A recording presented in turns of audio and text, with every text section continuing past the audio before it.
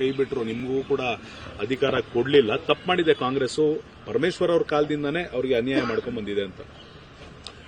ನಾನು ಪ್ರತಿಕ್ರಿಯೆ ಮಾಡೋದಿಲ್ಲ ಅದಕ್ಕೆ. ಯಾಕಂದ್ರೆ ಅವರವರ ಅಭಿಪ್ರಾಯಗಳು ಅವ್ರು ಹೇಳ್ತಾ ಇರ್ತಾರೆ, ಅದಕ್ಕೆ ನಾವು ಪ್ರತಿಕ್ರಿಯೆ ಮಾಡೋದ್ರಲ್ಲಿ ಅರ್ಥವಿಲ್ಲ. ದಲಿತರ ಅಂದ್ರೆ ಅಹಿಂದ ಅಂತ ಹೇಳ್ತಿರುವಂತ ಪಕ್ಷ ಪರಮೇಶ್ವರ್ ಅವ್ರ ವಿಚಾರದಲ್ಲಿ ಮೋಸ ಮಾಡ್ತೀವಿ, ಆದ್ರೂ ಕೂಡ ತಾಳ್ಮೆಯಿಂದ ಇದ್ದಾರೆ. ನಮ್ಮ ಪಕ್ಷದಲ್ಲಿ ಪದೇ ಪದೇ ಪದೇ ನಾನು ಹೇಳಿದ್ದೇನೆ, ಯಾವುದೇ ತೀರ್ಮಾನ ಹೈಕಮಾಂಡ್ನವರು ಮಾಡ್ತಾರೆ ಅಂತ. ಈಗ ಅಷ್ಟು ಹೇಳಿದ ಮೇಲೆ ಮತ್ತೆ ನಾವೆಲ್ಲರೂ ಕೂಡ ಒಂದೊಂದು ಹೇಳಿಕೆ ಕೊಡೋದಕ್ಕೆ ಹೋದ್ರೆ ಅರ್ಥ ಆಗೋದಿಲ್ಲ. ಇದು ಎಲ್ಲಿಗೆ ಹೋಗುತ್ತೋ ಗೊತ್ತಿಲ್ಲ, ಎಲ್ಲಿಗೆ ಮುಟ್ಟುತ್ತೆ ಗೊತ್ತಾಗಲ್ಲ.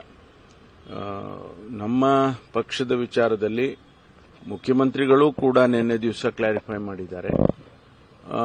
ನಾನು ಕೂಡ ನಿನ್ನೆನೂ ನಾನು ಮತ್ತೆ 2ನೇ ಸಾರಿ 3ನೇ ಸಾರಿ ಕೂಡ ಹೇಳಿದ್ದೇನೆ, ಹೈಕಮಾಂಡ್ನಲ್ಲಿ ಏನು ತೀರ್ಮಾನ ಆಗುತ್ತೆ ಅದೇ ಅಂತಿಮ, ಅದನ್ನ ನಾವೆಲ್ಲರೂ ಕೂಡ ಒಪ್ಕೊಳ್ತೀವಿ.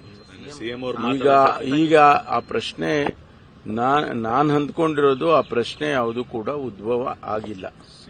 ಸುಮ್ಮನೆ ನಾವುಗಳು ಎಲ್ಲ ಹೇಳಿಕೆಗಳು ಕೊಟ್ಕೊಂಡು ಹೋಗ್ತಾ ಇದ್ರೆ ಆಡಳಿತದ ಮೇಲೆ ಇದು ಪರಿಣಾಮ ಆಗುತ್ತೆ ಅನ್ನೋದನ್ನ ಹೇಳಿದ್ದೇನೆ.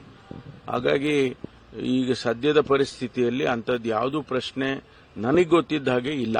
ಬಟ್ ಸಿಎಂ ಅವರು ಕೊಟ್ಟಂತ ಹೇಳಿಕೆ ಅಂದ್ರೆ ಕಳೆದ ಬಾರಿ ದೆಹಲಿಯಲ್ಲಿ ಕೊಟ್ಟಂತ ಹೇಳಿಕೆ, ನಿನ್ನೆ ಮಂಗಳೂರಿನಲ್ಲಿ ಕೊಟ್ಟಂತ ಹೇಳಿಕೆ ಸಾಕಷ್ಟು ವ್ಯತ್ಯಾಸ ಕಾಣ್ತಾ ಇದೆ. ಹಾಗಾಗಿ ಸಾಕಷ್ಟು ಪ್ರಶ್ನೆಗಳು ಕೂಡ ಹಾಗೇನೆ ಚರ್ಚೆಗಳು. ಅದು ನಿಮಗೆ ವ್ಯತ್ಯಾಸ ಕಾಣಬಹುದು, ನಮಗೇನು ವ್ಯತ್ಯಾಸ ಕಾಣೋದಿಲ್ಲ. ಸರಿ, 5 ವರ್ಷ ಸಿಎಂ ಸ್ವಲ್ಪ ಮೆದುವಾಗಿದ್ದಾರೆ ಅನ್ನೋದು ಚರ್ಚೆ. ಅದು ಯಾರು ರೇಟಿಂಗ್ ಮಾಡಿದವರು? ಎಲ್ಲ ಸಾಫ್ಟು ಹಾರ್ಡು ಅದೆಲ್ಲ ಗೊತ್ತಿಲ್ಲಪ್ಪ ನನಗೆ.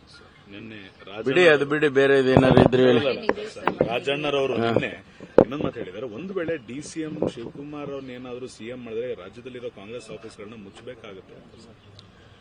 ಬೇರೆ ಏನಾದ್ರು ಇದ್ರೆ ಕೇಳಿ ಸರ್. ಸಿದ್ದರಾಮಯ್ಯನವರು ಹೇಳ್ತಾರೆ ಮುಂದಿನ ಎಲೆಕ್ಷನ್ಗೂ ಕೂಡ ನಿಂತ್ಕೊಬೇಕು ಅಂತ ಅಭಿಮಾನಿಗಳು ಹೇಳ್ತಿದ್ದಾರೆ, ಅವಾಗ ಪಾರ್ಟಿಗೆ ಅನುಕೂಲ ಆಗುತ್ತೆ.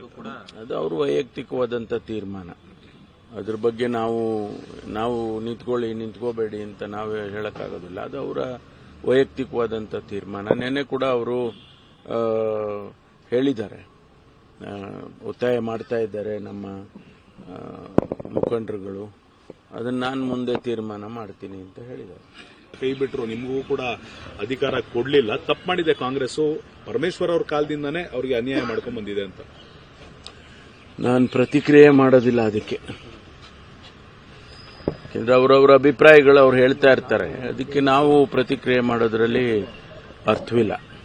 ದಲಿತರ ಅಂದ್ರೆ ಅಹಿಂದ ಅಂತ ಹೇಳ್ತಿರುವಂತ ಪಕ್ಷ ಪರಮೇಶ್ವರ್ ಅವ್ರ ವಿಚಾರದಲ್ಲಿ ಮೋಸ ಮಾಡ್ತೀವಿ, ಆದ್ರೂ ಕೂಡ ತಾಳ್ಮೆಯಿಂದ ಇದ್ದಾರೆ. ನಮ್ಮ ಪಕ್ಷದಲ್ಲಿ ಪದೇ ಪದೇ ಪದೇ ನಾನು ಹೇಳಿದ್ದೇನೆ, ಯಾವುದೇ ತೀರ್ಮಾನ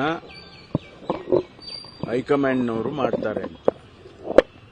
ಈಗ ಅಷ್ಟು ಹೇಳಿದ ಮೇಲೆ ಮತ್ತೆ ನಾವೆಲ್ಲರೂ ಕೂಡ ಒಂದೊಂದು ಹೇಳಿಕೆ ಕೊಡೋದಕ್ಕೆ ಹೋದ್ರೆ ಅರ್ಥ ಆಗೋದಿಲ್ಲ. ಇದು ಎಲ್ಲಿಗೆ ಹೋಗುತ್ತೋ ಗೊತ್ತಿಲ್ಲ, ಎಲ್ಲಿಗೆ ಮುಟ್ಟುತ್ತೆ ಗೊತ್ತಾಗಲ್ಲ.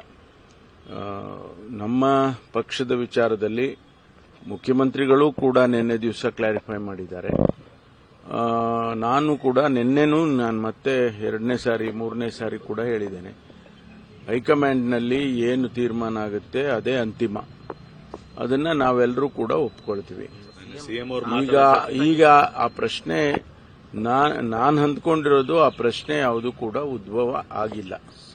ಸುಮ್ಮನೆ ನಾವುಗಳು ಎಲ್ಲ ಹೇಳಿಕೆಗಳು ಕೊಟ್ಕೊಂಡು ಹೋಗ್ತಾ ಇದ್ರೆ ಆಡಳಿತದ ಮೇಲೆ ಇದು ಪರಿಣಾಮ ಆಗುತ್ತೆ ಅನ್ನೋದನ್ನ ಹೇಳಿದ್ದೇನೆ. ಹಾಗಾಗಿ ಈಗ ಸದ್ಯದ ಪರಿಸ್ಥಿತಿಯಲ್ಲಿ ಅಂಥದ್ದು ಯಾವುದೂ ಪ್ರಶ್ನೆ ನನಗೆ ಗೊತ್ತಿದ್ದ ಹಾಗೆ ಇಲ್ಲ. ಬಟ್ ಸಿಎಂ ಅವರು ಕೊಟ್ಟಂತ ಹೇಳಿಕೆ ಅಂದ್ರೆ ಕಳೆದ ಬಾರಿ ದೆಹಲಿಯಲ್ಲಿ ಕೊಟ್ಟಂತ ಹೇಳಿಕೆ, ನಿನ್ನೆ ಮಂಗಳೂರಿನಲ್ಲಿ ಕೊಟ್ಟಂತ ಹೇಳಿಕೆ ಸಾಕಷ್ಟು ವ್ಯತ್ಯಾಸ ಕಾಣ್ತಾ ಇದೆ. ಹಾಗಾಗಿ ಸಾಕಷ್ಟು ಪ್ರಶ್ನೆಗಳು ಕೂಡ ಹಾಗೇನೆ ಚರ್ಚೆಗಳು. ಅದು ನಿಮಗೆ ವ್ಯತ್ಯಾಸ ಕಾಣಬಹುದು, ನಮಗೇನು ವ್ಯತ್ಯಾಸ ಕಾಣೋದಿಲ್ಲ. ಸರಿ, 5 ವರ್ಷ ಸಿಎಂ ಸ್ವಲ್ಪ ಮೆದುವಾಗಿದ್ದಾರೆ ಅನ್ನೋದು ಚರ್ಚೆ. ಅದು ಯಾರು ರೇಟಿಂಗ್ ಮಾಡಿದವರು? ಎಲ್ಲ ಸಾಫ್ಟು ಹಾರ್ಡು ಅದೆಲ್ಲ ಗೊತ್ತಿಲ್ಲಪ್ಪ ನನಗೆ. ಬಿಡಿ ಬೇರೆ ಏನಾದ್ರು ಇದ್ರೆ ಹೇಳಿ. ರಾಜಣ್ಣರವರು ನಿನ್ನೆ ಇನ್ನೊಂದು ಮಾತು ಹೇಳಿದ್ದಾರೆ, ಒಂದು ವೇಳೆ ಡಿಸಿಎಂ ಶಿವಕುಮಾರ್ ಅವ್ರನ್ನೇನಾದ್ರೂ ಸಿಎಂ ಮಾಡಿದ್ರೆ ರಾಜ್ಯದಲ್ಲಿರೋ ಕಾಂಗ್ರೆಸ್ ಆಫೀಸ್ಗಳನ್ನ ಮುಚ್ಚಬೇಕಾಗುತ್ತೆ. ಬೇರೆ ಏನಾದ್ರು ಇದ್ರೆ ಕೇಳಿ. ಸರ್, ಸಿದ್ದರಾಮಯ್ಯನವರು ಹೇಳ್ತಾರೆ ಮುಂದಿನ ಎಲೆಕ್ಷನ್ಗೂ ಕೂಡ ನಿಂತ್ಕೊಬೇಕು ಅಂತ ಅಭಿಮಾನಿಗಳು ಹೇಳ್ತಿದ್ದಾರೆ, ಅವಾಗ ಪಾರ್ಟಿಗೆ ಅನುಕೂಲ ಆಗುತ್ತೆ ಅಂತ. ಅದು ಅವ್ರ ವೈಯಕ್ತಿಕವಾದಂತ ತೀರ್ಮಾನ.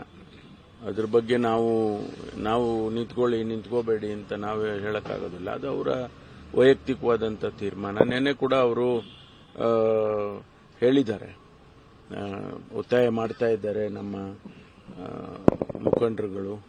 ಅದನ್ನ ನಾನು ಮುಂದೆ ತೀರ್ಮಾನ ಮಾಡ್ತೀನಿ ಅಂತ ಹೇಳಿದ್ದಾರೆ.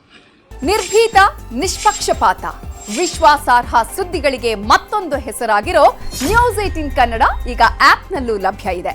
ದಯವಿಟ್ಟು ಇಲ್ಲಿರೋ QR ಕೋಡ್ ಅನ್ನು ಸ್ಕ್ಯಾನ್ ಮಾಡಿಕೊಂಡು ಆಪ್ ಡೌನ್ಲೋಡ್ ಮಾಡೋದಕ್ಕೆ ಮರಿಬೇಡಿ. ನಿಮ್ಮ ಬೆಂಬಲ ಹೀಗೆ ಸದಾ ನಮ್ಮೊಂದಿಗಿರಲಿ. ಧನ್ಯವಾದ.